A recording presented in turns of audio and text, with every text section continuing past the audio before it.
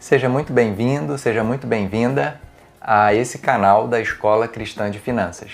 Eu sou Jefferson Pereira e nesse canal nós discutimos estratégias de como melhor honrar ao Senhor através de uma vida financeira em equilíbrio.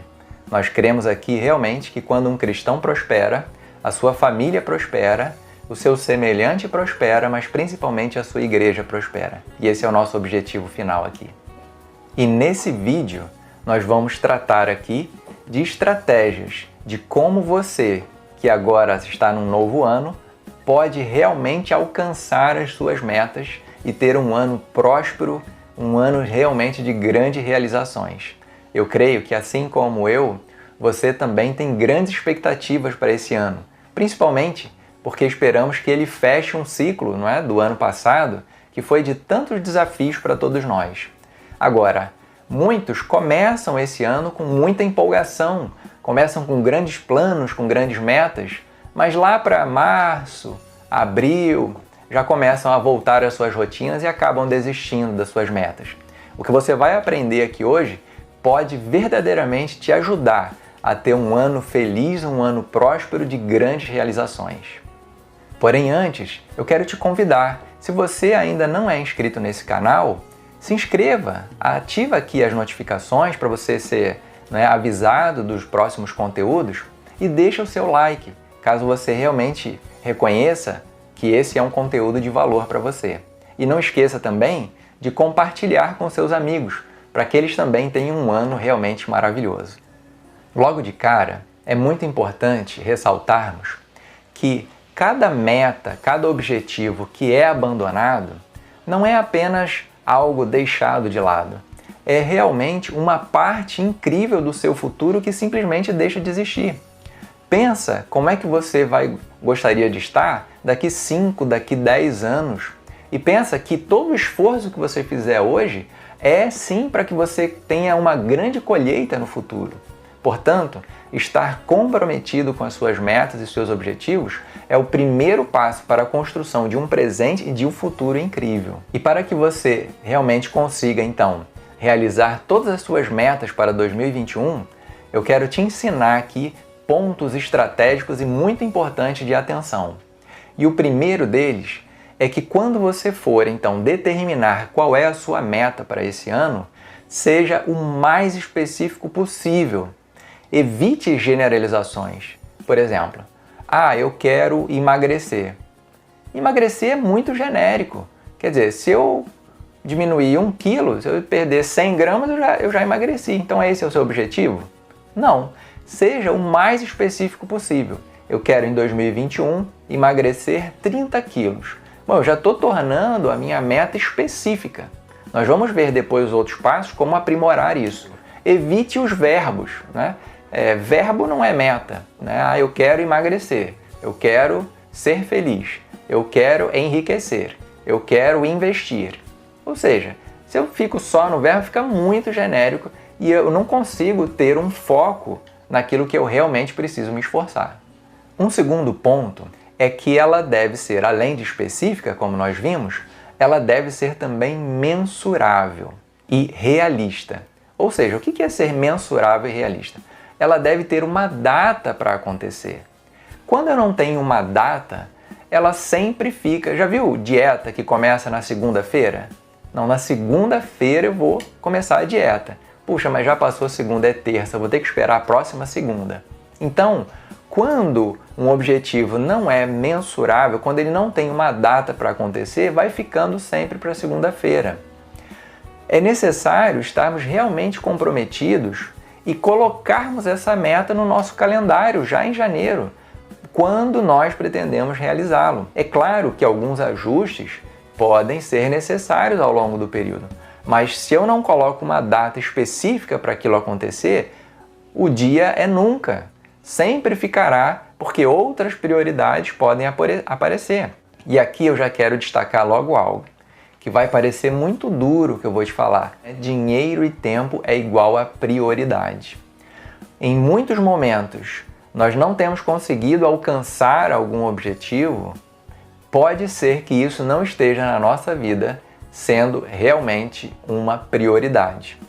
Porque quando é uma prioridade, nós damos um jeito. Nós dormimos mais tarde, acordamos mais cedo, nós deixamos de ir naquela festa, nós desligamos o Netflix, nós ficamos menos nas redes sociais. Quando é uma prioridade para nós, nós verdadeiramente nos comprometemos com aquilo. Então, a primeira coisa é, seja específico na sua meta, coloque uma data para aquilo acontecer e seja sincero com você mesmo de ver se aquilo é realmente uma prioridade na sua vida. Porque se for, fatalmente isso vai te ajudar a pagar o preço para conseguir aquilo que você almeja. Agora, um cuidado que nós temos que ter aqui é em sermos bastante realistas. Alguém que nunca leu um livro na vida não pode colocar como meta ler 5 livros na próxima semana. Não é? Não faz sentido. Nós temos que ser realistas. Aquela pessoa que nunca leu na vida vai colocar como meta, na próxima semana, ler 1 página por dia. 1 página é possível, né? A meta, ela deve ser realista e possível. Então, é possível ele chegar a ler 5 livros numa semana? Lógico que é possível, mas não da noite para o dia. Existe um caminho. A palavra de Deus, no livro de Gálatas, capítulo 6, verso 7, é clara em dizer que tudo aquilo que você plantar, você vai colher. Mas isso não diz que será da noite para o dia. Existe um caminho a ser perseguido. Outro fator que ajuda muito a realização das suas metas é dar plausibilidade para cada nova meta, para cada objetivo. Agora você pode estar me perguntando, o que é dar plausibilidade? É ser sincero em dizer quais são os motivos porque você quer determinada coisa e uma vez que você tem esse motivo muito claro, isso vai te ajudar a ter foco no seu objetivo. Vou te dar um exemplo para ficar mais claro. Vamos imaginar que um conhecido seu, você nem tem um grande relacionamento assim, chegue para você em determinado dia que vocês se encontrem e fale assim, tudo bem, quanto tempo que a gente não se vê? Olha só, eu queria te pedir R$300 emprestado, você pode me emprestar? Vou te falar de outra situação agora.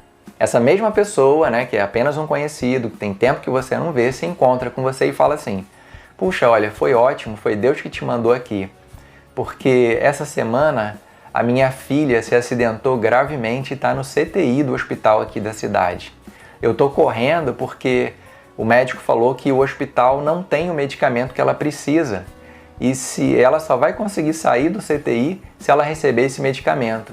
Esse medicamento custa R$300. Eu até posso devolver depois, mas eu tenho urgência em levar esse medicamento porque a vida da minha filha está em risco. Você pode me emprestar esses R$300? Em qual das duas situações, sendo bem sincero, você, mesmo não querendo emprestar dinheiro, você se sentiu mais motivado a emprestar? Provavelmente na segunda. Por quê? Porque na segunda, né, forma, na segunda abordagem, houve ali uma plausibilidade. Ou seja, ele te deu motivos a mais, te deu razões do porquê você deveria emprestar aquele dinheiro. E o nosso cérebro é assim.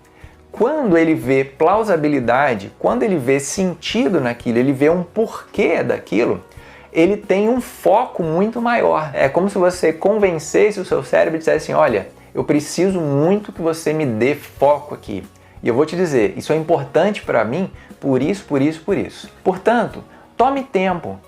O meu objetivo é comprar um carro, não é um Corolla, até o mês de novembro, e eu vou precisar economizar R$1.000 ou R$2.000 ou R$10.000 por mês para eu conseguir comprar esse carro. Isso é muito importante porque ele vai trazer não só conforto para minha família, mas vai me ajudar muito também no meu trabalho. As viagens da nossa família serão muito mais confortáveis. Eu vou poder ajudar muito mais na igreja, levando irmãos que não podem se locomover para o culto.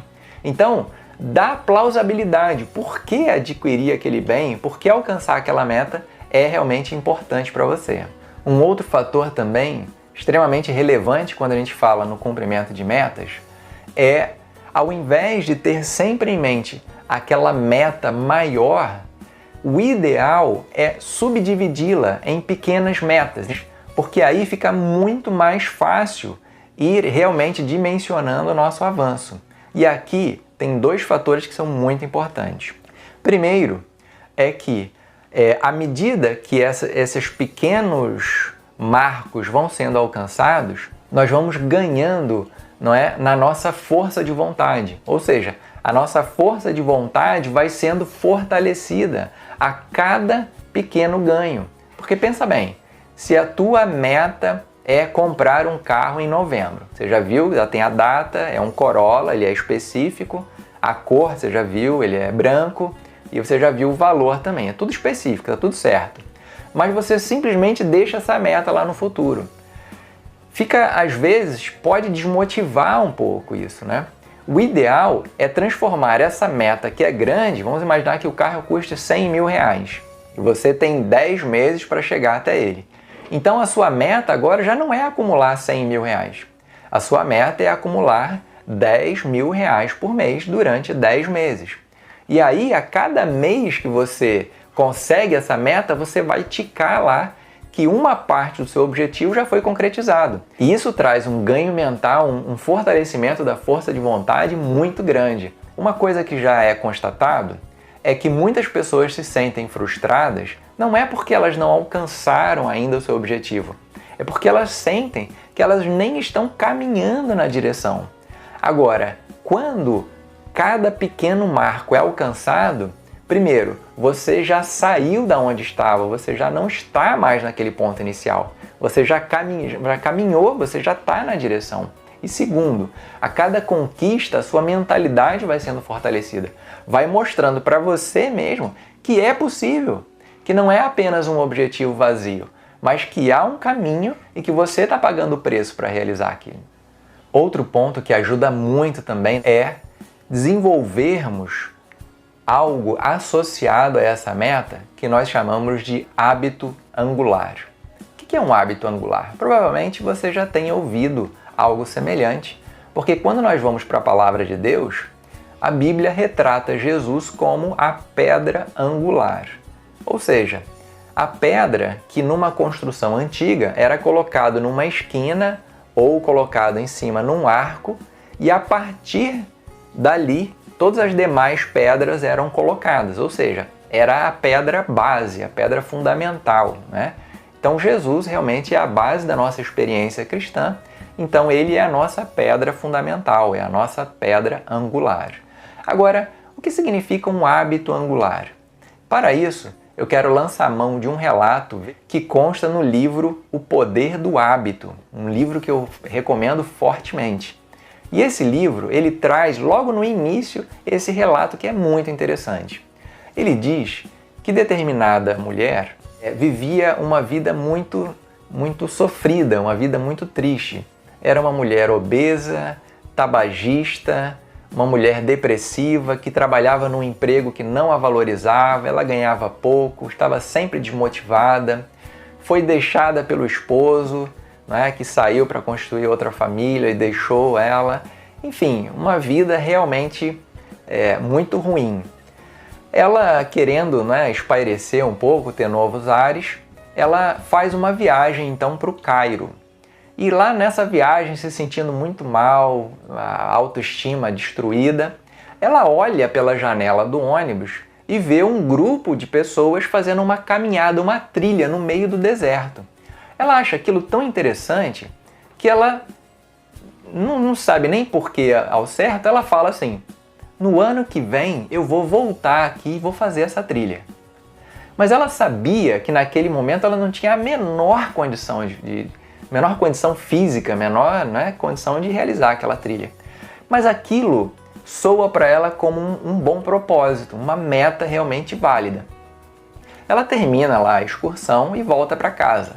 E aí ela tem o seguinte pensamento: bom, o que eu preciso fazer para que no ano que vem eu consiga realizar essa meta? E aí ela desenvolve apenas um hábito. Qual? Caminhar. Ela faz a sua matrícula numa academia e ali ela começa a caminhar, simplesmente isso. Ela vai para a esteira e caminha. No começo, com muita dificuldade, era muito obesa, fumava muito, né? não se alimentava bem, mas à medida que ela foi caminhando, ela falou assim, poxa, para eu melhorar aqui minha performance, eu acho que eu tenho que parar de fumar. E aí ela para de fumar.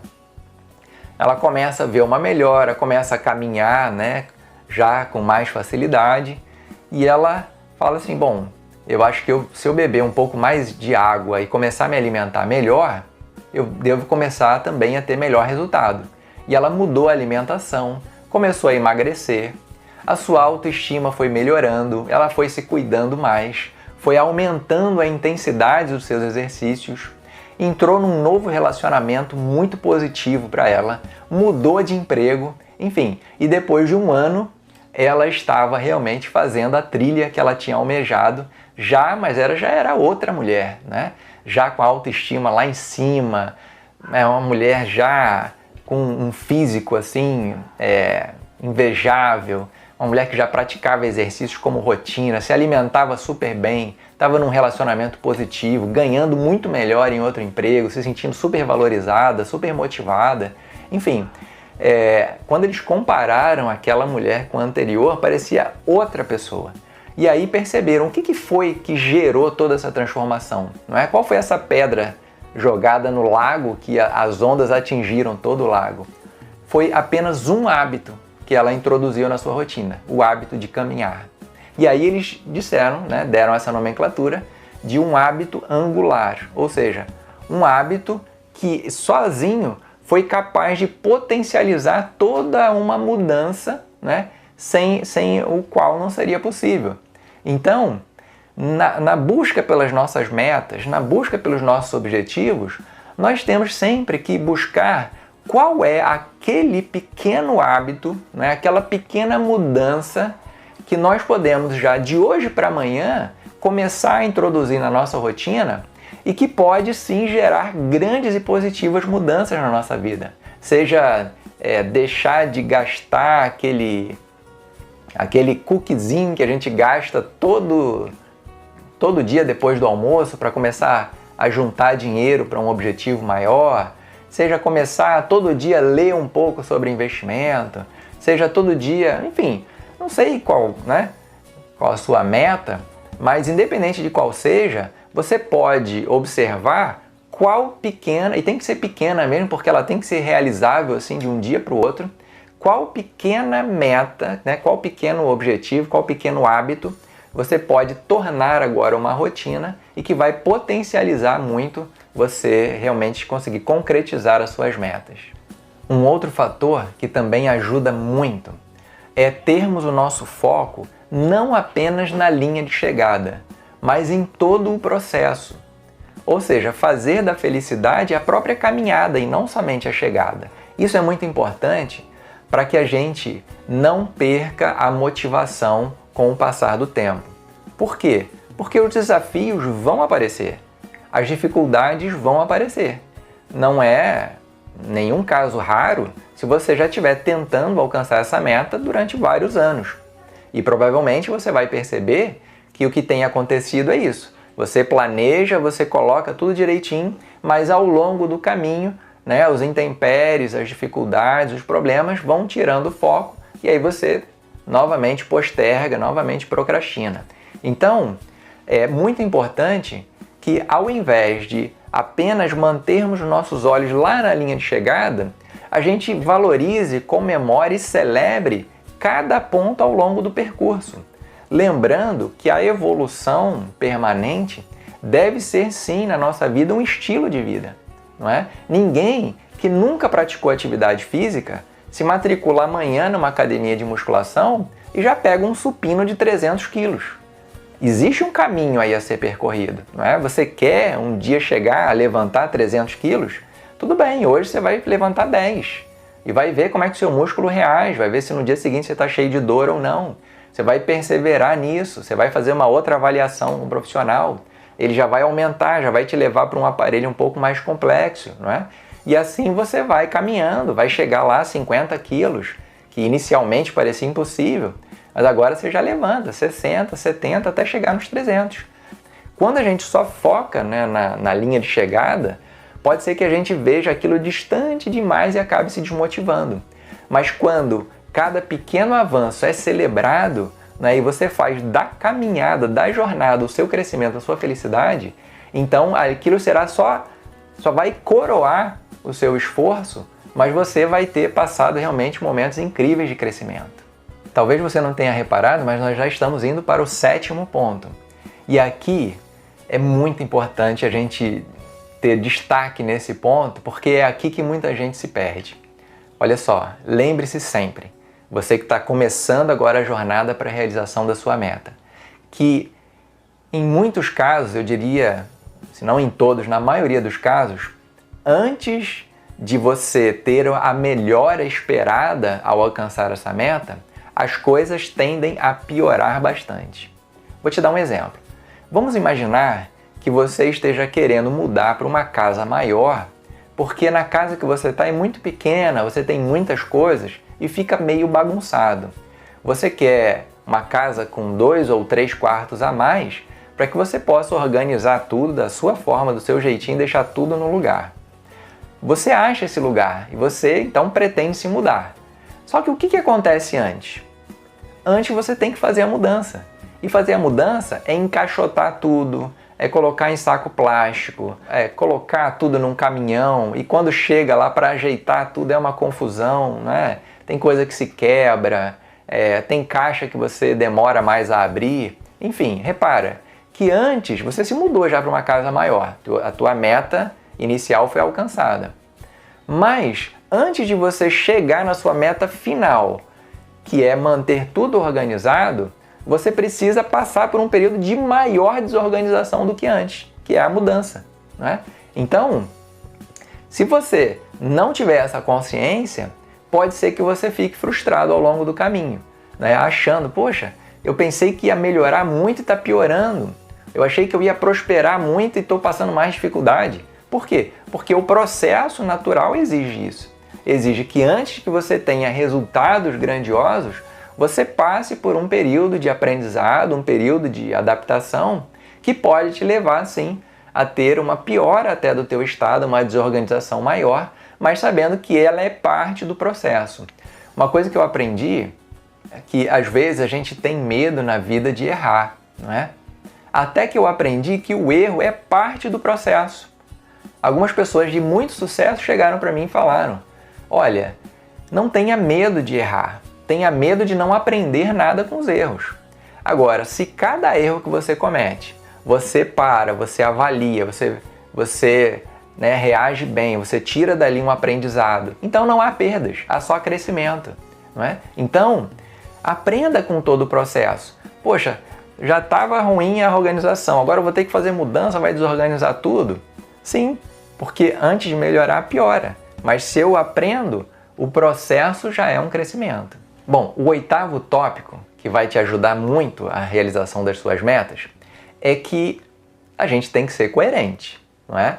Ou seja, as suas metas devem ser coerentes.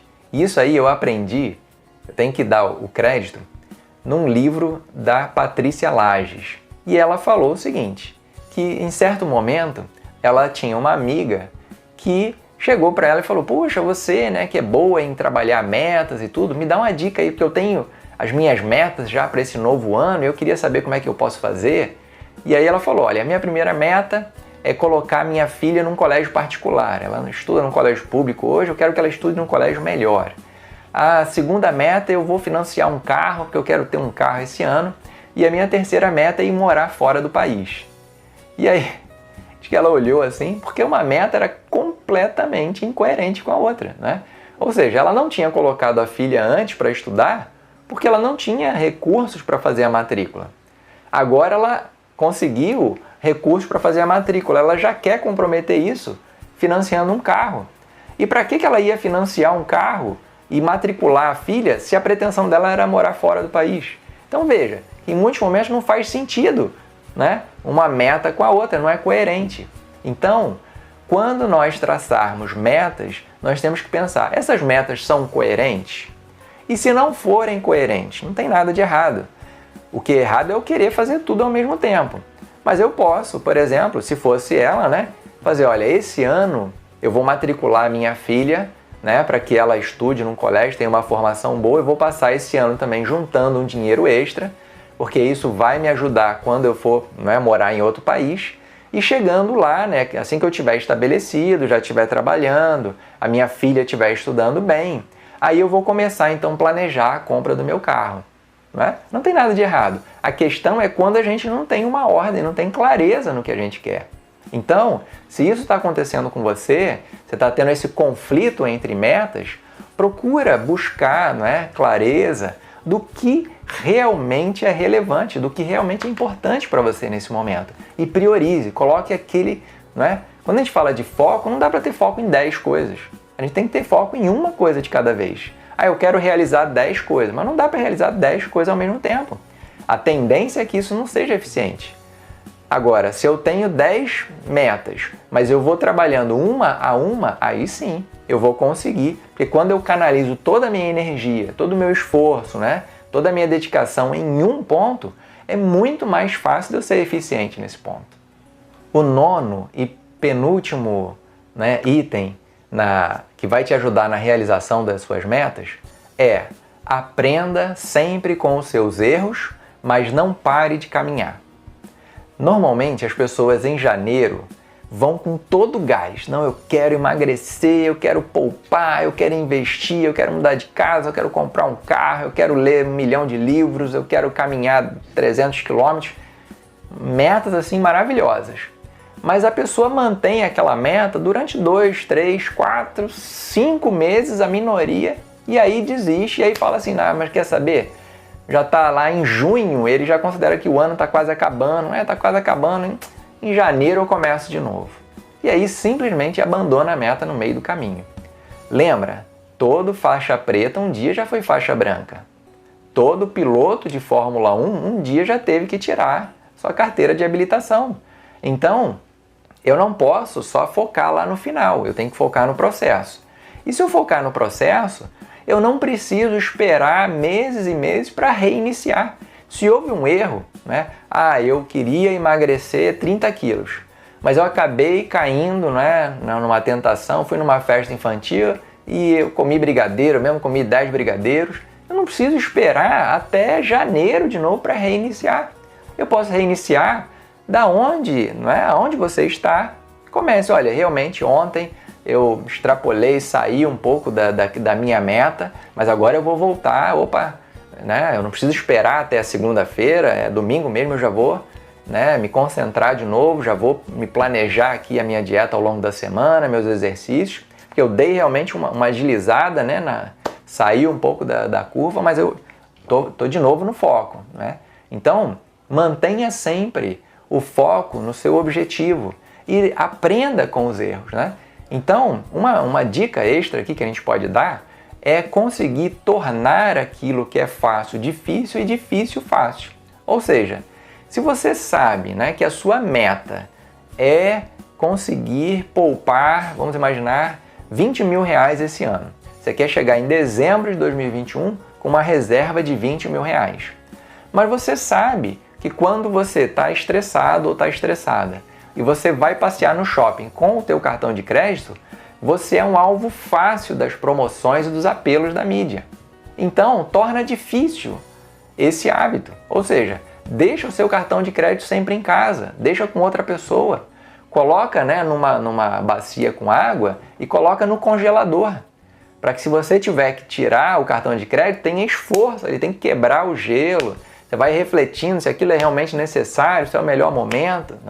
Então, torne aquilo que é fácil difícil e aquilo que é difícil fácil. Por quê? Porque quando eu faço assim, controlo mais, por exemplo, nesse exemplo que eu dei, eu controlo mais o cartão de crédito, evito idas desnecessárias aos shoppings ou às magazines, eu vou já para comprar uma coisa só, já entro e saio. Eu vou passear em locais onde eu não seja tão tentado a usar o meu cartão. Quando eu faço isso, eu estou agindo de forma mais coerente com os meus objetivos. E o último, mas não nada menos importante, ponto, para a realização dos seus sonhos, das suas metas, na busca por um ideal de vida, você poder sempre confiar na direção, na bênção e no cuidado do Senhor. Não existe nada que vai potencializar mais as suas realizações do que realmente ter um sócio que é onipotente e que te ama e quer sempre o teu melhor.